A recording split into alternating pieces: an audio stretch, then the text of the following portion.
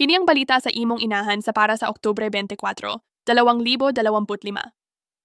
Mga bagong kasong katiwalian at malversation ang isinampa laban sa mahigit 20 ehekutibo at kontratista ng DPWH na may kaugnayan sa mga ghost na proyekto sa pagkontrol ng baha at mga proyektong infrastruktura na hindi maayos ang kalidad sa Bulacan, La Union at Davao Occidental.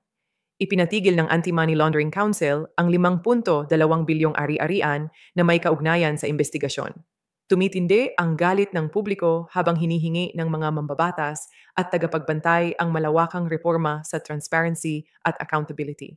Ang kalit nga pagbalitad sa pagkatangtang ni Senator Joel Villanueva ug ang sekreto nga desisyon ni Ombudsman Samuel Marpires nakapukaw og debate bahin sa transparency sa hudikatura. Dinanggihan ng International Criminal Court ang hamon sa jurisdiksyon ni Rodrigo Duterte na nagpapahintulot sa mga paglilipi sa krimen laban sa sangkatauhan na umusad kapalit ng kanyang madugong digmaan laban sa droga.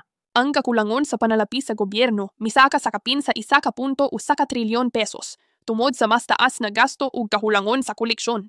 Nagpadayon ng mga pasidaan bahin sa mga risko sa pagtubo gikan sa iskandalo sa korupsyon, samtang nagtakusog ang mga pagrepaso sa budget.